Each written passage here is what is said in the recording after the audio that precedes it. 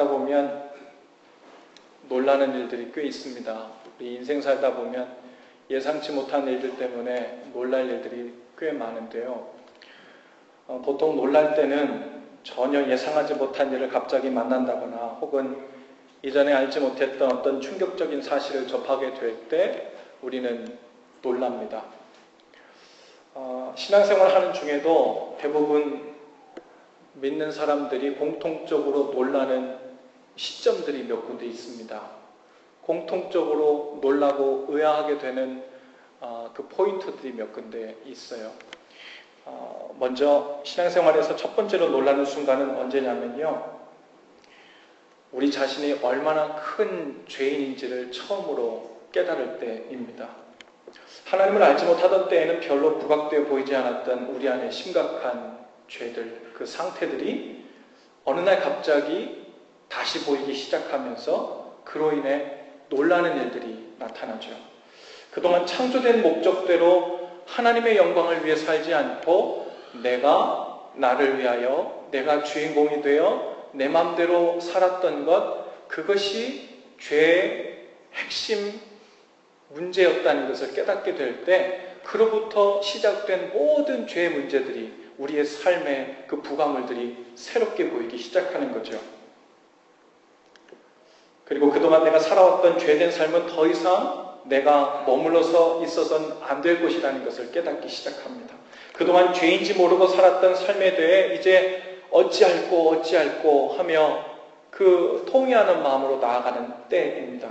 그때 우리의 자신이 얼마나 부족하고 연약하고 벌거벗고 가련한지를 깨닫게 될 때 놀라죠. 사도행전 2장 36절에 보면요, 베드로가 모여든 군중에게 이렇게 말을 합니다. 너희가 십자가에 못 박은 이 예수를 하나님이 주와 그리스도가 되게 하셨느니라, 이렇게 말했더니 그 다음 37절에서 모인 사람들이 그 말을 듣고 놀라서 이렇게 말해요. 그들이 이 말을 듣고 마음에 찔려 베드로와 다른 사도들에게 물어 이르되 형제들아 우리가 어찌할꼬 하거늘. 우리 안에 죄의 문제가 새롭게 보이기 시작할 때 한편으로는 아프고 한편으로는 안타깝고 안절부절할 일이지만 다른 한편으로는 복음의 구원의 빛이 들어올 징조인 줄로 믿습니다. 그 어두움의 틈새가 갈라지고 그 틈새로 하나님의 빛이 들어오는 구원의 순간이죠. 그때 우리는 놀랍니다. 신앙생활하면서 두 번째 놀라는 시점이 있는데요. 그 시점은 언제냐면 바로 감당할 수 없는 하나님의 그 크신 사랑을 처음 느꼈을 때죠. 할렐루야. 여러분도 그때 많이 놀라셨죠? 우리의 죄악된 모습에 어찌할꼬 하고 있을 때 그 죄에 대한 형벌에 대한 두려움과 죄책감에 사로잡혀 있을 바로 그때 하나님의 놀라운 용서와 용납의 복음을 듣게 됩니다. 은혜를 만나게 돼요. 값없이 용서해 주시는 십자가의 은혜를 만납니다. 그리고는 말도 안 되는 구원의 선물을 받지요. 영생의 선물을 받지요. 하나님 나라를 상속받는 하나님의 자녀가 되는 은혜를 얻습니다. 정말이지 놀라지 않을 수 없는 일이 그 복음의 빛을 만날 때 우리에게 나타납니다. 이 놀라운 순간에 많은 성도들이 그 구원의 감격으로 인해서 하나님을 찬양하고 기뻐합니다. 이제 이전의 죄의 삶, 고통의 삶, 고난의 삶은 이제 다 지나가고 새로운 피조물이 되어 거듭난 삶을 살게 되었다는 생각에 기뻐하고 또 즐거워하는 그런 행복한 날이 시작되죠. 여기서 이러한 행복하고 기쁜 날이 평생 신앙생활을 하는 동안 계속 지속되면 참 좋겠는데 놀라는 일은 거기서 멈추지 않습니다. 신앙생활을 하면서 놀라는 일은 여기서 멈추지 않고 또 찾아와요. 이제 믿음으로 예수님을 영접하여 하나님의 자녀가 되고 분명히 약속대로 구원받은 백성이 되었다고 믿고 있는데 이상하게도 우리의 삶을 돌아보니까 그 삶이 별로 달라진 것이 없어 보이는 때를 만납니다. 내 삶에 변화가 일어나지 않은 것 같은 안타까움과 실망을 반복적으로 경험하면서 또 한 번 크게 놀랍니다. 이래도 되는가? 무엇이 잘못됐는가? 그리고 놀라죠. 이 시점에서는 그냥 놀라기만 하는 것이 아니라 신앙생활 전반에 걸쳐 혼란이 찾아오고 회의가 생기기도 합니다. 나는 정말 모든 죄를 용서함 받고 하나님의 자녀가 된 것이 맞는가? 그렇다면 구원받았다고 하는 내 삶은 왜 아직도 이 모양인가? 변한 것이 없이 죄와 여전히 어울리며 살고 있지 않나? 나는 세상으로 비유되는 그 애굽을 떠나 믿음으로 홍해를 건너고 광야를 지나고 요단강을 건너 가나안 땅에 들어가 있는 것이 아닌가? 왜 나는 아직도 세상에서 믿음 없이 살던 습관대로 죄의 종노릇하면서 여전히 그렇게 살고 있는가? 정말 얼마나 많은 성도들이 이와 같은 신앙적인 혼란에서 빠져나오지 못하고 영적으로 배회하고 있는지 몰라요.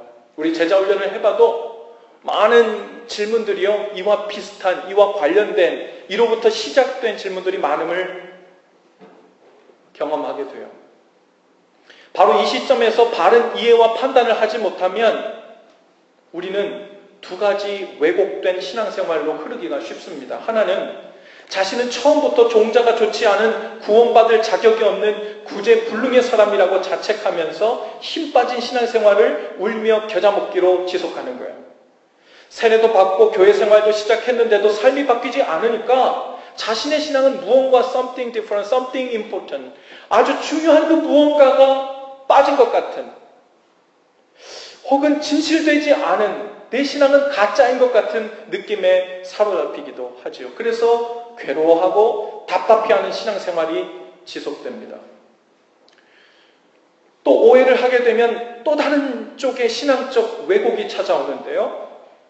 신앙생활 한다고 해서 원래 그 성격이, 그 죄가, 그 모습이 고쳐지는 것 원래 아니야 라고 이렇게 스스로 생각하면서 잘못된 그 패배감을 일반화시키며 사는 거예요. 그래서 주님 안에서 새로운 삶이 시작된다는 것에 대한 기대 자체를 아예 품지 않고 신앙생활을 합니다. 이 땅을 사는 동안에 삶이 변해서 산다는 것은 하나님 나라 가서나 가능한 일이지, 이 땅에서는 우리가 육신의 몸을 입고 있을 때는 도저히 불가능한 일이라고, 그것은 실제로 일어나지 않는 신기루를 쫓는 삶과 같다고 생각합니다. 그저 나중에 죽어서 천국 갈 때까지 위로나 좀 얻으며 살고, 문제나 좀 해결하며 살고, 걱정 근심이나 좀 덜어가면서 세상적인 복을 그 최대한 누리며 사는 것이 복받는 신앙생활의 모습이라고 오해합니다. 그리스도인들이 이 시점에서 놀라고 당황하는 것은 어쩌면 너무 당연해 보여요. 왜냐하면 대부분의 신앙생활 하시는 분들이 바로 우리가 세례받고 하나님의 자녀가 된 그 시점, 이 구약 성경의 광야 생활을 비유로 들자면 애굽에서 나와서 세상으로 비유되는 애굽을 출애굽해서 믿음으로 홍해도 갈라보고 큰 구원의 감격도 경험해보고 어려운 삶의 광야도 지나서 훈련도 받았다 생각하고 요단강을 건너서 가나안 땅에 발을 들여놓은 그 시점이면 이제 모든 것이 다 초토화되고 이제는 불행 끝 행복 시작, 그야말로 젖과 꿀이 흐르는 영적인 풍족함에 푹 빠져 살아야 된다는 그런 기대감과 예상을 늘 하고 살기 때문에 그래요.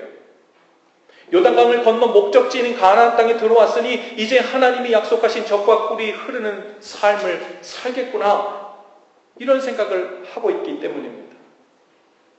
그런데 이스라엘 백성들은요, 광야를 지나고 요단강을 건너 가나안 땅에 발을 들여 놓았을 때 실제로 다시 한번 크게 놀랐습니다.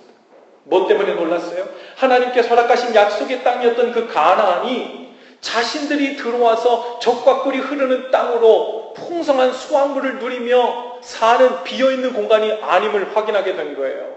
그곳에는 이미 강대한 족속들이 와 살고 있었고 견고한 성읍들이 있었고 감히 우리의 힘으로 그거를 부술 수도 없고 내쫓을 수도 없는, 우리가 머무를 장소가 없는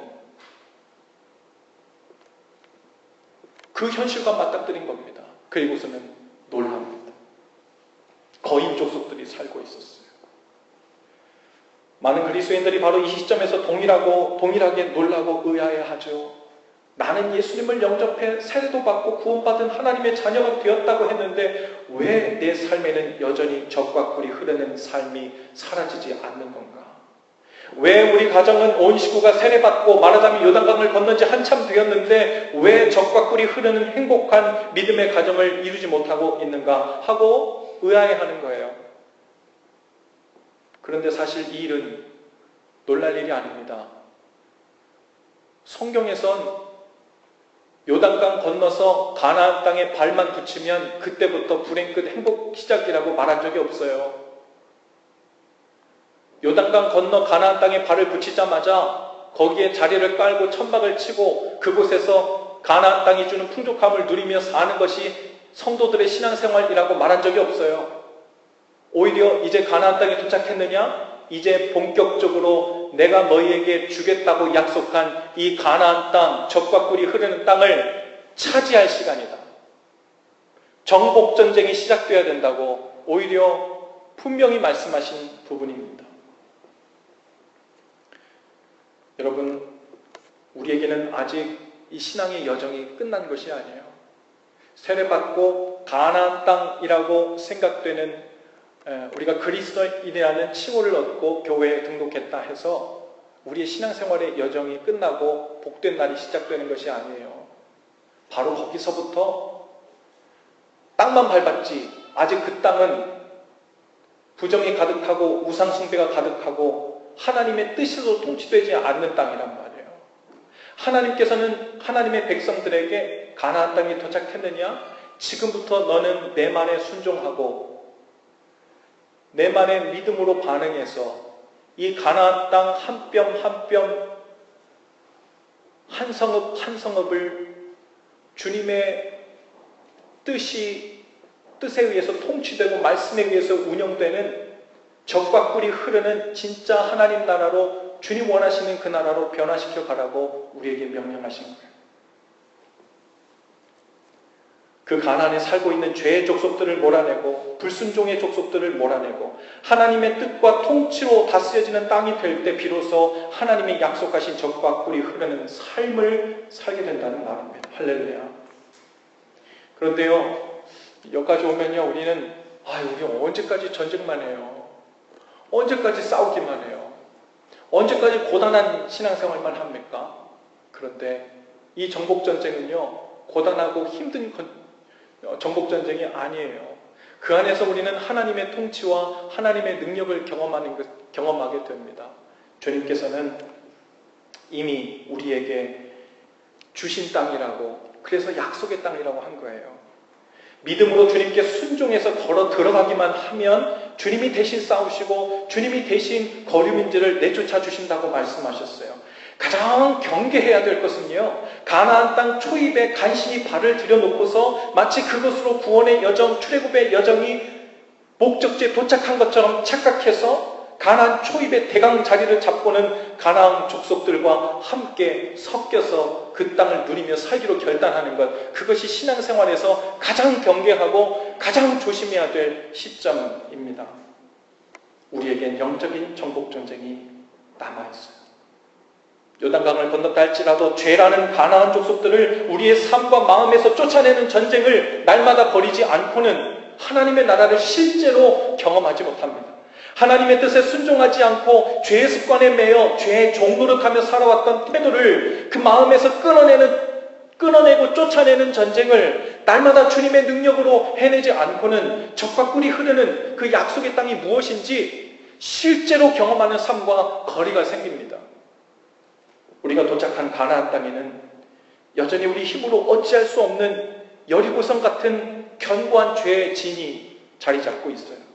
우리 힘만으로는 맞서 싸울 수 없는 거인족 안악자손들이 살고 있는 곳이 바로 그 가나안 땅입니다. 살면서 이런 견고한 성을 만나고 거인족 같은 문제들을 만날 때 우리는 한숨부터 나옵니다. 우리의 삶이요, 우리의 일상이요, 우리의 신앙생활이요, 가나안 땅이에요.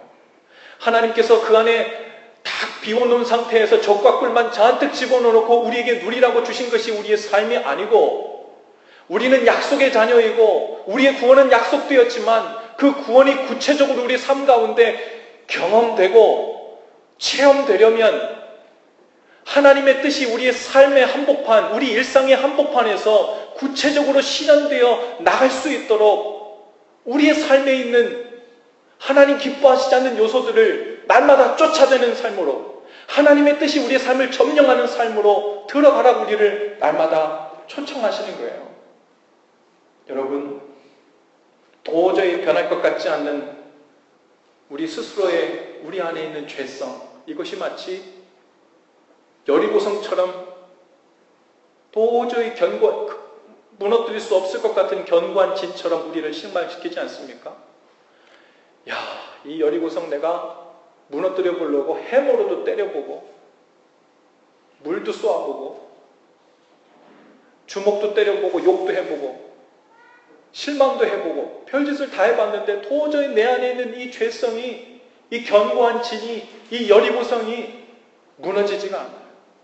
과연 이런 식으로 가서는 내가 정말 이 여리고성을 함락시키고 내 삶 가운데 하나님의 나라를 경험할 수 있을까? 젖과 꿀이 흐르는 가나안 땅을 실제로 경험하는 일이 가능할까? 이런 생각이 들 정도입니다. 도저히 사랑할 수 없고 용납할 수 없을 것 같은 사람들이 마치 상대하기 힘든 거인족 안악자손들처럼 느껴집니다. 하나님 앞에서 어떻게 저렇게 높은 성벽을 무너뜨릴 수 있냐고, 어떻게 저렇게도 몸집이 큰 거인을 제가 상대할 수 있냐고, 나는 하나님의 자녀가 되었는데 여전히 제 삶 속에는 왜 이렇게 견고한 성들이 많고 거인 족속들이 많아서 내가 이겨낼 수 없는 죄의 문제들, 이 연약함으로 인해서 내 삶은 실제로 하나님 나라를, 가나안 땅을, 젖과 꿀이 흐르는 것을 경험하지 못하냐고 답답해하면서 주님 앞에 나가지 않습니까? 그런데 생각해 보세요. 하나님께서 그 먼 길을, 여러분 그 애굽에서부터 바다를 갈라가면서까지 구원하신 백성이에요. 400명이 넘는 그 시절을 하나님께서 계획하셔서 출애굽시킨 일이에요. 근데 하나님께서 가나안에 있는 그 족속들을 먼저 쫓아내시고 비워놓은 땅에 이스라엘 백성들을 드릴 능력이 없어서 거기를 그대로 두신 것이 아니라고요. 하나님께서는 우리에게 가나안 땅을 약속해 주셨지만 하나님께서는 그 가나안 정복 전쟁을 통해서 이스라엘 백성들로 하여금 하나님의 말씀을 의지하고 그분의 능력을 경험하며 내 힘이 아니라 하나님의 능력, 하나님의 뜻의 통치로 사는, 즉 하나님의 백성으로 사는 법을 훈련시키시고 연단시키시고 빚어가시기 위함인 줄로 믿습니다. 하나님은 그 정복전쟁을 통해서 우리에게 순종을 가르치세요. 그 순종을 통해 견고한 여리고성을 무너뜨리는 것을 보여주셨잖아요. 또 우리가 말씀에 의지해서 믿음으로 나설 때 작은 조약돌만으로도 거인 골리앗을 무너뜨리며 승리를 경험하는 삶이 찾아온다는 것을 우리에게 가르쳐 주시지 않습니까? 우리 삶에는요, 여리고성하고 골리앗만 있는 게 아니에요. 여리고성보다도 더 견고해 보이고 높이 쌓은 성벽들이, 문제들이, 영적인 문제들이, 우리 스스로의 죄의 문제들이 많습니다.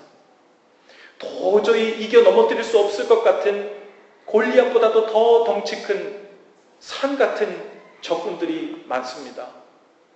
그런데 주님께서는 이 정복전쟁을 통해서 우리에게 가르쳐 주시는 거예요. 봤지? 너 경험했지? 이 가나안 땅에서 사는 것은 젖과 꿀을 옆에 놓고 연신 들이키면서 배 두드리며 사는 것이 가나안 땅이 아니라 여전히 여리고성을 만나고 골리앗을 만나도 하나님의 말씀을 의지하고 그 믿음의 순종으로 반응하면서 하나님의 나라로 살아내는 것, 그곳에서 하나님의 통치를 경험하며 사는 것이 바로 내가 너에게 허락한 이 약속의 땅이다.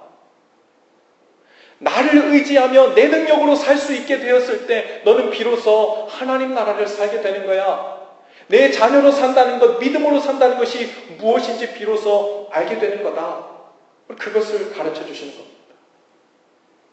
하나님은 크고 작은 정복전쟁에서 우리의 믿음을 성장시켜 주시고 대신 싸우시는 살아계신 하나님을 구체적으로 경험케 하십니다. 그렇게 하나님의 나라를 실제로 살아갈 수 있는 하나님의 백성이 되도록 우리의 믿음을 빚어주시는 거예요.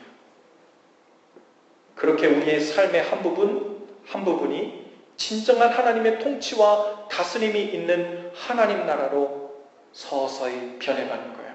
우리는 모두 그 여정 한복판에 있습니다. 오늘 우리가 읽은 여호수아서는요, 크게 두 부분으로 나뉘는데 1장에서 12장까지는 정복전쟁에 대한 이야기가 나오고요. 13장부터 24장까지는 정복한 땅을 각 지파에게 분배하는 내용이 실려 있어요. 그런데 오늘 우리가 읽은 이 18장에는 참 애매한 상황이 펼쳐지고 있습니다. 가나안 땅에 들어와 1장부터 12장까지 이미 정복전쟁을 어느 정도 일단락하고 땅을 이미 분배받은 5지파가 있었던 반면에 여전히 땅을 분배받을 생각도 안 하고 정복전쟁을 차일피일 미루면서 적당히 가나안 땅 초입에 자리를 잡고 이 가나안 족속들과 섞여 살려고 마음먹었던 나머지 7지파에 대해서 이 여호수아가 3절에서 단호하게 그들을 질책합니다. 여호와께서 너희에게 주신 땅을 점령하러 가기를 어느 때까지 지체하겠느냐? 어느 때까지 지체하겠느냐? 여러분, 신앙생활을 시작해서 가나안 땅 초입에는 들어왔지만 주님의 뜻에 순종하는 삶을 살기 위해 치열한 정복전쟁을 우리의 삶에서 시작하지 않고 우리 일상이라는 그 가나안 땅, 우리 개인의 삶의 한복판, 우리 가정의 한복판을 하나님의 통치가 나타나는 가나안 땅으로 변화시켜 정복시켜 나가는 그 싸움을 매일매일 치열하게 시작하는 것을 차일피일 미루면서 나는 하나님의 자녀인데, 나는 등록된 교인인데, 나는 세례받은 교인인데, 나는 언제 복 주시나, 나는 언제 하나님이 책임지시나, 나에게는 언제 좋은 일, 복들을 허락해 주실 건가, 이 일을 기다리면서 자리를 깔고 가나안 족속들을 쫓아낼 생각은 안 하고 가나안 족속들과 어울려 그들의 재미를 나의 재미로, 그들의 성공을, 그 세상 성공을 내 성공의 기준으로 받아들여 살고 있다면 우리는 아직 하나님께서 우리에게 명하신 이 구원의 여정, 가나안 땅을 향해 나가는 여정의 한 중간에 서 있는 거죠. 우리에겐 많은 영적 전쟁들이 남아 있습니다. 여리고라는 성도 무너뜨려야 하고, 아이 성도 점령해야 하고, 안악자 성도 상대해야 되고, 그 밖에 많은 불순종과 죄의 족속들을 우리의 삶에서, 우리 가정에서, 우리 교회들과 이 땅에서 몰아내야 합니다. 그것이 하나님 나라를 확장하는 일이고, 하나님의 공의와 사랑이 적과 꿀처럼 흘러내리는 삶을 구체적으로 살아내는 방법입니다. 주님은 오늘도 우리를 그 구체적인 전쟁터로 초청하십니다. 우리는 믿음으로 서서 주의 말씀에 순종만 하면 됩니다.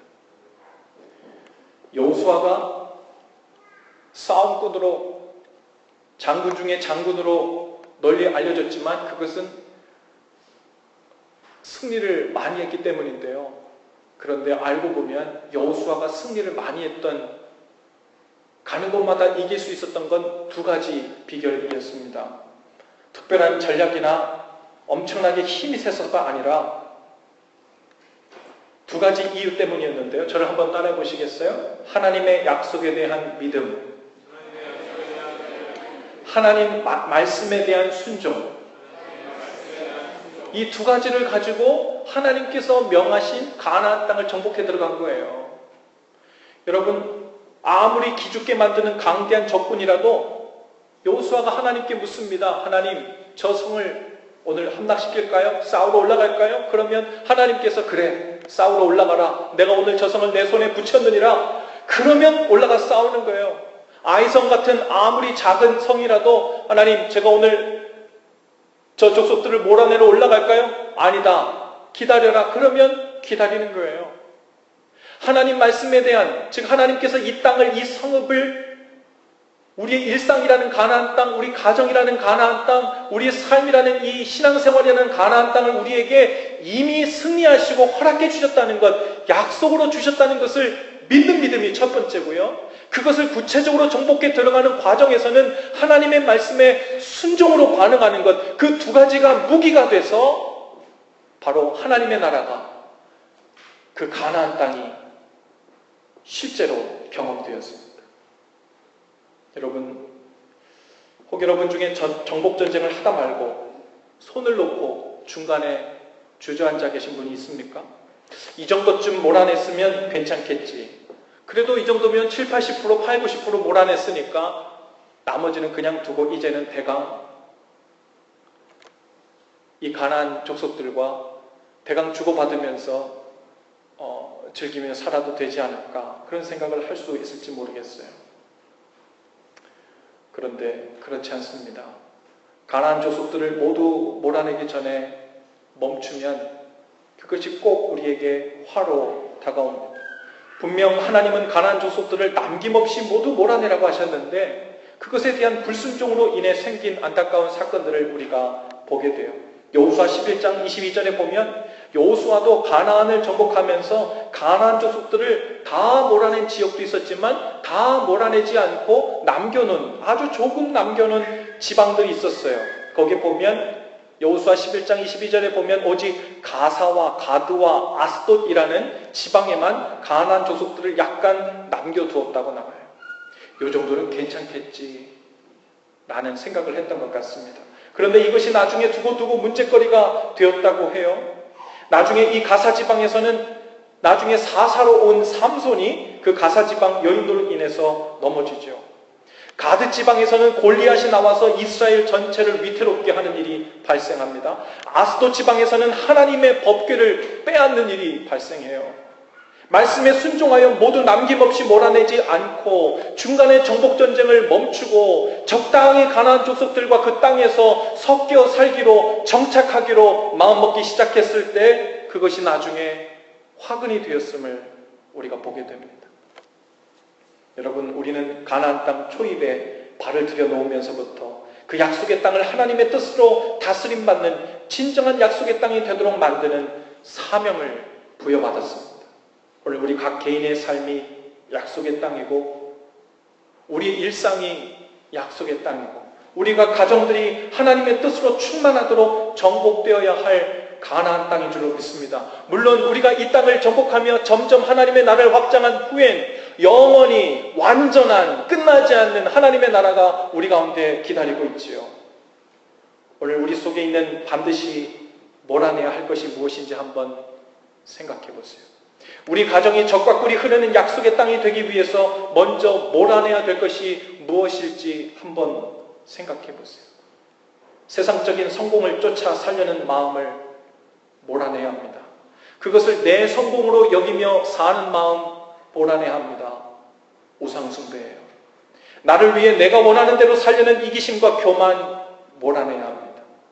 불순종하는 마음을 남김없이 몰아내고 말씀의 믿음으로 순종해야 합니다. 그렇게 한 뼘 한 뼘 우리의 삶을, 우리의 일상을, 우리의 가정을, 우리의 삶의 지경을 하나님의 나라가 되도록 정복해 나가고 우리의 가정에 하나님의 다스리심이 있게 되는 것. 그것이 주님께서 날마다 아침에 우리가 눈을 뜰 때마다 하나님께서 우리에게 명하시는, 날마다 주시는 사명인 줄로 믿습니다. 이제 여러분, 아침부터 잠을 뜨면 무슨 생각이 먼저 들어야 됩니까? 오늘도 정복전쟁이 시작되는구나. 오늘 하나님이 주신 이 날을, 이 첫 시간에 하나님의 말씀에 순종하는 마음으로 오늘 하루를 하나님의 뜻이 통치하시는 주님의 나라로, 가나안 땅으로 오늘 하루를 살아낼 건가? 아니면 그저 눈앞에 오면 오는 대로, 눈앞에 무언가 지나가면 지나가는 대로, 유혹이 오면 오는 대로 무방비 상태로 다양한 종류의 죄의 가나안 족속들과 친구하며 어깨동무하며 그 안에서 대강 정착하며 살아갈 건가? 이것이 날마다 우리에게 숙제로 주어지는 거예요. 전쟁이라고 해서요, 고단하고 피곤한 것만은 아닙니다. 왜냐하면 이 정복전쟁은 우리가 싸우는 게 아니에요. 누가 싸우신다고요? 하나님이 대신 싸우시는 전쟁이에요. 우리에게 요구하시는 건 뭐라고요? 믿음, 또 하나 순종이에요. 그리고 주님 안에 거하는 것입니다. 말씀 안에 주님과 동행하기로 맘먹는 거예요. 그것만 하면 하나님이 우리를 어느 성을 둘러가지고 여리송을 무너뜨리기도 하시고, 소리 질러가지고 영문도 모르고 소리 지르고 꽹과리를 치고 그랬는데 자기네들끼리 막 싸우다가 자멸하기도 하시고, 하나님께서 대신 싸우세요. 하나님이 승리케 하십니다. 그것이 신앙생활이라고, 그것이 신앙생활에서 믿음으로 사는 길이라고 우리에게 날마다 초청하십니다. 오늘 우리 개인의 삶, 우리의 가정이 하나님의 그 다스리심으로 충만케 되기를 주님의 이름으로 축복합니다. 우리 옆뒤자하고 함께 인사하시면서 더 이상 지체하지 맙시다. 날마다 전쟁을 시작합시다. 모두 자리에서 다 일어나시죠. 우리 헌신 기도를 다 같이 한 목소리로 함께 하겠습니다. 주보 안에 있는 설교 노트 아래쪽에도 있고요. 앞에 스크린에도 함께 있어요. 오늘 주신 말씀을 기억하면서 우리의 기도 제목으로 우리의 고백 삼아 함께 한 목소리로 기도하죠. 주님, 이제 더 이상 지체하지 않고 분배해 주신 약속의 땅을 향해 나아가겠습니다. 한 걸음씩 주님과 동행하면서 믿음과 순종으로 맡겨주신 삶과 가정을 정복해 가겠습니다. 날마다 우리의 삶 속에 주님께서 다스리시는 영역을 넓혀갈 수 있도록 대신 싸워주시고 앞서 인도해 주옵소서. 이 선한 싸움을 싸우며 나갈 때 지치지 않도록 도우시고 승리를 주옵소서. 예수님 이름으로 기도합니다. 아멘. 시간 함께 찬송하시며 주님께 나아가십시다.